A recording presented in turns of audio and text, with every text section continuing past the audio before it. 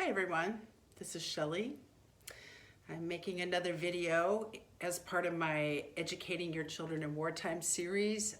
If you haven't yet had a chance to see the very first one, which I call Homeschooling Simply, I encourage you, go listen to that because that shares my vision for why I'm making these videos.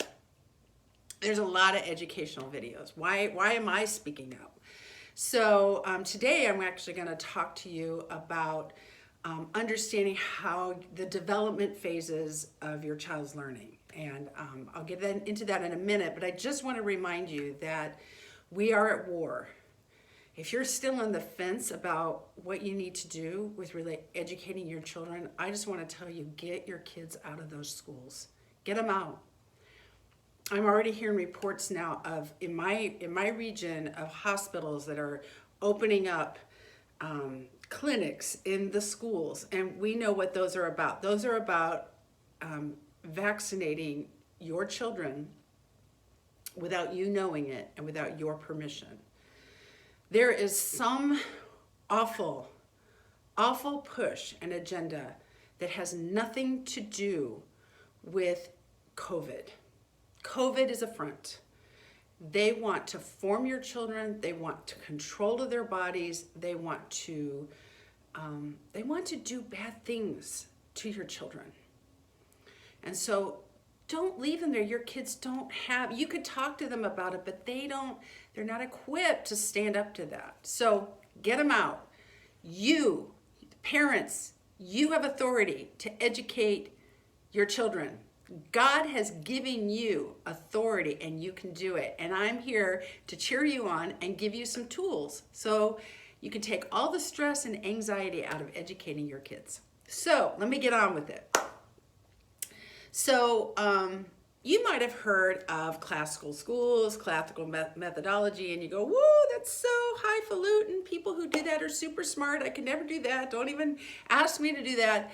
Well, let me tell you something. It sounds highfalutin, but honestly, it's really just a description. A classical school is an education structure that is built around the way children are designed to learn.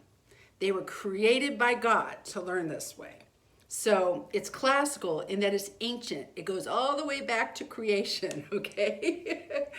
It's not that highfalutin. So let me tell you about it. And why talk about this? Well, there's so much out there. There's so many materials. There's so many voices that tell you what you should do with your children at certain ages and stuff that it can feel like you'll never measure up, that it's just too hard. You're not the professional, right?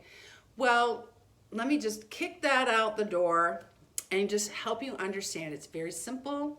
And if you have the right expectations for how your kids learn, then there's no pressure. You know where to apply direction and instruction based on their design.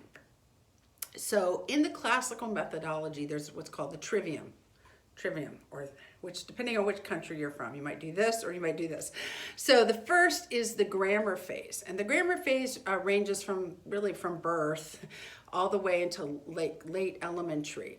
And then there's the second phase is the logic phase, which runs around the middle school time, and then the final phase is rhetoric, which hits around high school. Now,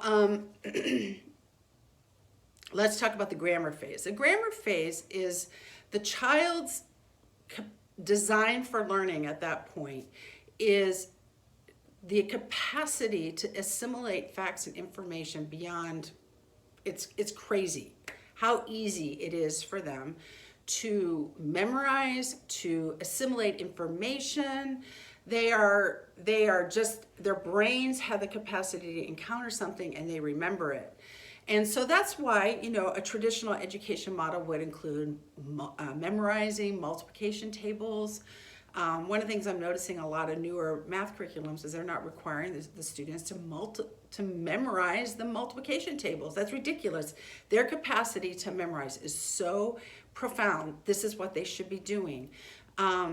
They are You know, have you ever seen a little boy and he reads a book about dinosaurs and he memorizes all their names? He's able to assimilate those really complex names. He's interested.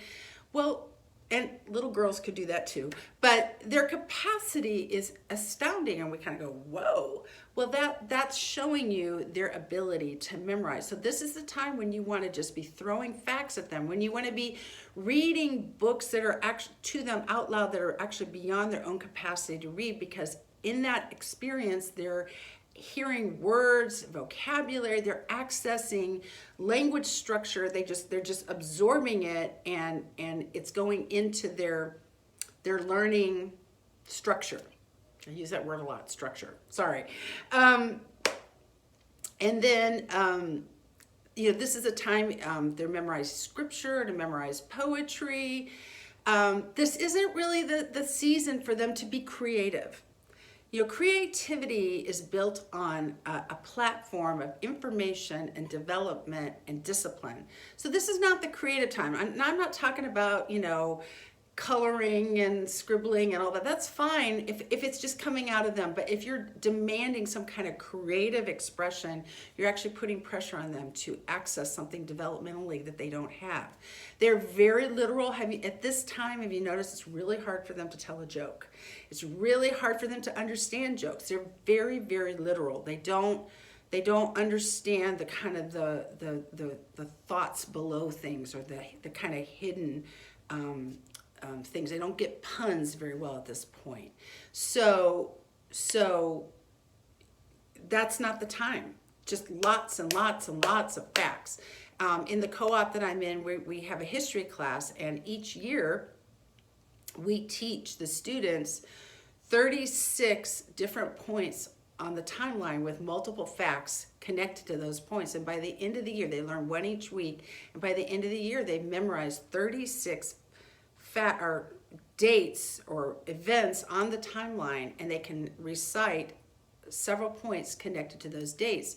One of the ways that we teach that is through a song, but their capacity to learn that is very easy. And so I encourage you to just give them books, give them lots of things to read. Science is really about just enjoying nature, about exploration, about, if you study the human body, about maybe memorizing body parts and different, parts of inner parts of the body, or if you look at insects, different kinds of insects and what they do, the stars and the moon and the sun and the galaxies. You could introduce all that to them, and they memorize names, and they learn the planets and where the planets fit, all that kind of stuff. It's just their capacity to do that is profound. And then by the end of the grammar phase, they begin to move into middle school. And if you know middle schoolers, they're beginning to ask why. They're beginning to demand a reason behind facts, behind decisions, behind mandates, behind this is what you must do. Well, why should I do that? There you go. Reasoning is emerging. And this is the season for about 3-4 years where their brains are beginning to develop so that they can begin to reason things, to begin to think logically. Now, just because they're at that phase doesn't mean they are automatically logical. They have to be trained in it, but they have the capacity to be trained. So this is when you want to shift your gears and begin to start putting expectations in their life that demand them to be logical. So here's an example. So when they're in math, when they're in grammar years, it's very simple. It's multiplication, division, it's addition, it's subtraction, just, if they can think of the answer right out of their head, fine. But when they get into the logic phase, they really need to show their work. They need to show the logic, especially like when they're getting into algebra, they need to show the logic of how they reached the answer. And they may say, but I could figure that out in my head. I knew the answer. It doesn't matter. They must demonstrate the reasoning to get to their conclusion. This is when now serious science is introduced. And in serious science, they're going to be introduced to the scientific method. And in the scientific method, they have to have a reasoning. They have to explain how they got from point A to point B. You could have conversations with them saying, given this fact and given this fact, what conclusions can we draw? And trust me, in the beginning, it's hard. It's hard work for them, but they have the capacity to do it. You're going to want them to begin in their writing, providing reasons for a statement they make. I just recently assigned some students in a class that I teach, their assignment, because we're studying the Middle East, is to define an Arab. And I knew it was going to be challenging, but my goal was for them to dig in and begin to look at what actually defines an Arab. Is it their language? Is it their culture? Is it their how they were born? Is it racial? So it actually is a great question. And so it's causing them to have to think through and give me in a one-page essay their arguments one way or the other. Maybe there's no way to actually really define an Arab, and they can present that to me. So I'm looking for reasoning in their work with them. A lot of my class is based on discussion, and a lot of times they'll say, well, I really like this book. I'm like, okay, tell me why. Why did you like it? What are your reasons? Give me substance. Don't just tell me how you feel or just generally back it up. So that's where you have to step into that. Okay, so you have grammar, where it's all about information, facts, accumulating that. Logic, it's developing the reasoning to take that information and reach logical conclusions.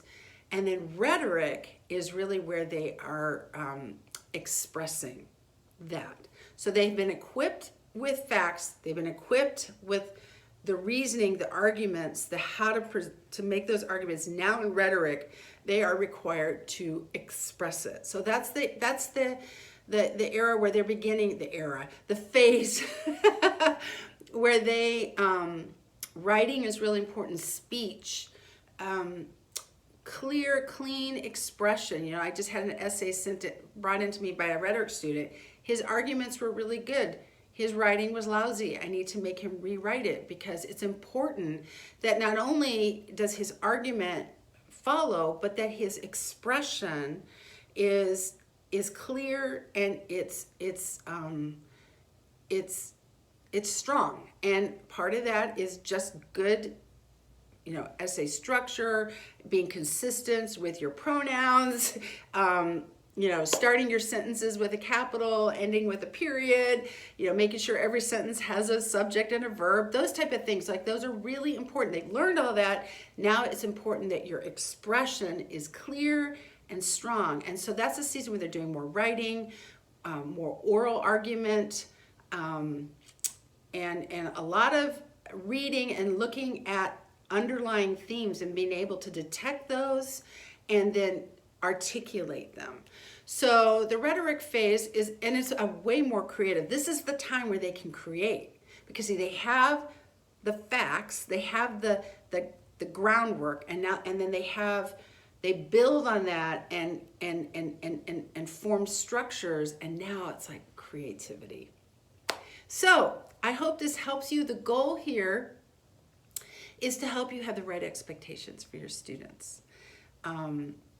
If they're at grammar level, just throw them lots of reading, get them in math. Remember, reading, writing, arithmetic. Those are the three things. The writing, honestly, they're getting their writing through reading. They're getting their writing through just learning how to write simple sentences. It's simple, okay? It's not till logic and rhetoric that the writing kind of comes up a level.